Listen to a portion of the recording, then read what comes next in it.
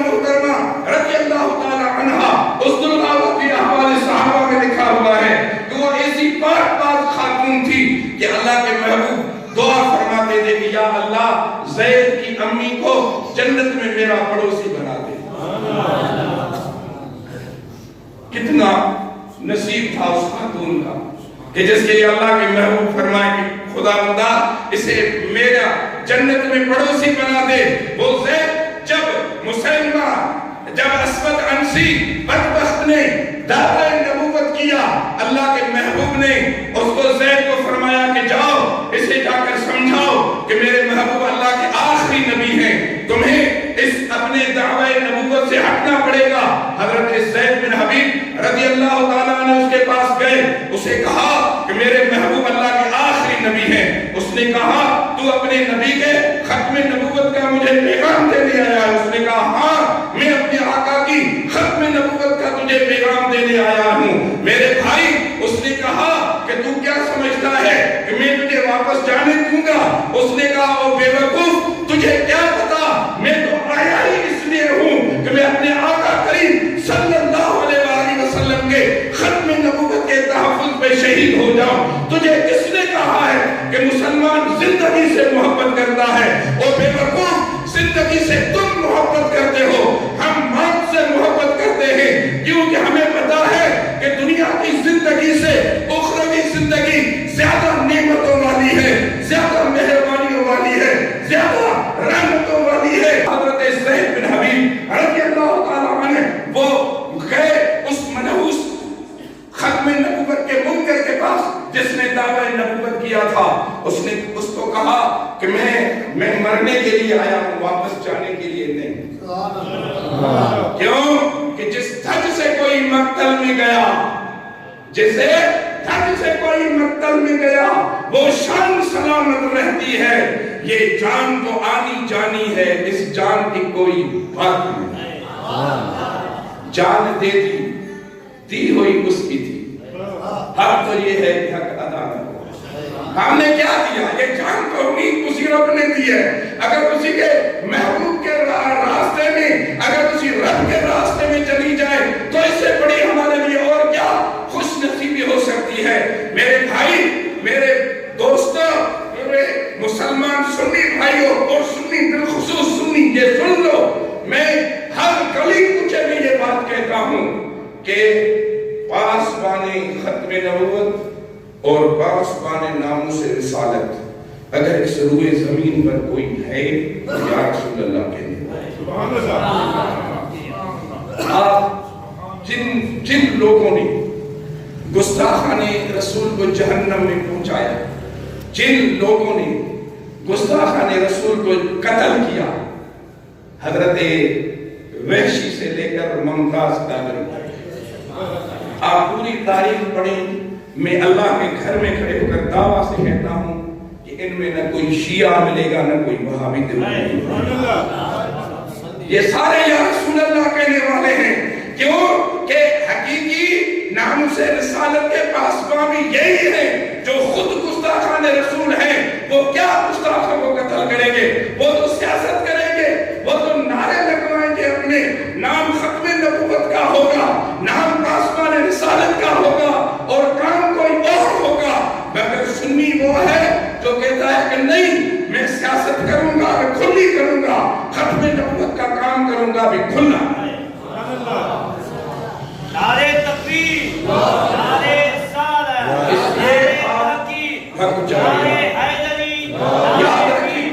یاد رکھیں کہ ہماری ذمہ داری ہے, یہ علماء جو تشریف فرمائے ان کی ذمہ داری ہے.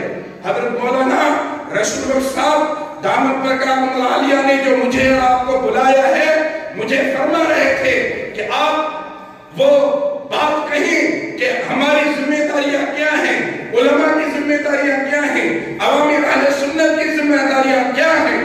آپ کی اور ہماری ذمہ داریاں یہ ہیں کہ ہم رسول اللہ کے غلام ہیں, ہم رسول اللہ کے نوکر ہیں, اور نوکر وہی اچھا لگتا ہے جو اپنے مالک کا کام کرے.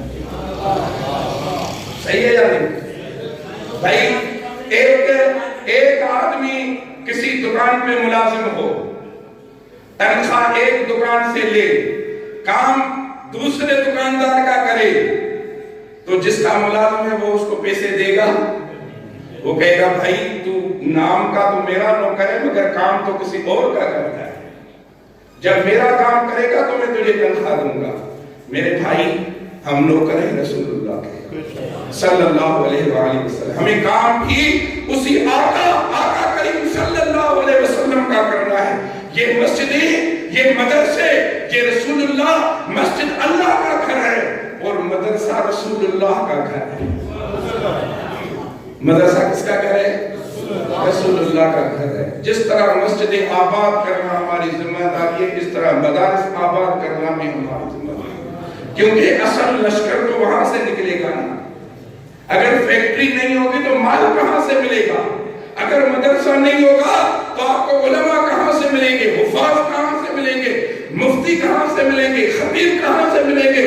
یہ سب فیکٹری مدارس ہیں۔ اس لیے میرے بھائی پوری توجہ آج اہل سنت کو اپنی تنظیم اور اپنے مدارس کے طرف دینی ہے۔ سب سے زیادہ توجہ مدارس کی طرف دیں تاکہ ہمارے مدارس آباد ہوں، یہاں سے رسول اللہ صلی اللہ علیہ وسلم کا لشکر نکلے جو آپ کی قیادت کرے اور آپ کو رسول اللہ صلی اللہ علیہ وآلہ وسلم کی محبت والی منزل میں لے جائے۔ حضرت زید بن حبیب گئے، اس نے کہا تجھے کس نے کہا کہ میں واپس جانے کے لیے آیا؟ اس نے کہا اچھا بات سن، تو اپنے نبی کو آخری نبی مانگتا؟ ہاں، اشہد ان محمد رسول اللہ، کہ میں گواہی دیتا ہوں کہ میرا محبوب محمد صلی اللہ علیہ وسلم اللہ کے رسول ہے۔ اس نے کہا اشہد انی رسول اللہ۔ اسود نے کہا کیا تو اس بات کی گواہی دیتا ہے کہ میں اللہ کا رسول ہوں؟ اس حضرت زید بن حبیب رضی اللہ تعالیٰ عنہ نے فرمایا ان لا اسمع کلامک، کہنے لگے بدبخت میں بہرا ہوں، میں تیری بکواس سن ہی نہیں رہا۔ اس نے کہا اشہد ان محمد رسول اللہ، کیا تو اس بات کی گواہی دیتا ہے کہ محمد صلی اللہ علیہ وسلم اللہ کے رسول ہیں؟ اس نے کہا اشہد ان محمد رسول اللہ، ہاں میں گواہی دیتا ہوں کہ میرے آقا اللہ کے محبوب رسول ہیں۔ کہنے لگا اشہد انی رسول اللہ، اچھا تو اس بات کی گواہی دیتا ہے کہ میں اللہ کا رسول ہوں؟ وہ صحابی رسول کہنے لگا میں بہرا ہوں، میں تیری بات نہیں سنتا، انی اسم لا اسمع کلامک، میں بہرا ہوں، تیری بات سنتا نہیں، میں تیری بکواس سنتا ہے۔ اس نے اس کے ہاتھ کو کاٹا، ایک ہاتھ کاٹا۔ کہنے لگا کیا کہتا ہے؟ کہنے لگا وہی کہتا ہوں جو پہلے کہا تھا کہ میرا محبوب اللہ کا رسول اور تو جھوٹا اور فسا۔ اس کے پھر بازو کو کاٹا، پھر دوسرے ہاتھ کو، ہر عضو ایک عضو کو کاٹ کے پوچھ رہا تھا اشہد ان محمد رسول اللہ، کہہ رہا تھا ہاں اشہد ان محمد رسول اللہ، اشہد انی رسول اللہ، میں رسول ہوں، کہہ رہا تھا انا اسم لا اسمع کلامک، میں بہرا ہوں، تیری بات نہیں سنتا۔ فقط عضواً اس کے ایک عضو کو ٹکڑے کر کے کاٹ دیا، بازو کاٹا، پاؤں کاٹا، گھٹنے سے ٹانگ کاٹی پوری، پھر آخر میں اس کے گلے کو کاٹا، فمات شہیدن، وہ جب آخری اس کے گردن کو کاٹ رہے تھے کہنے لگا اشہد ان محمد رسول اللہ، میں اس بات کی گواہی دیتا ہوں کہ میرا محبوب اللہ کا رسول ہے۔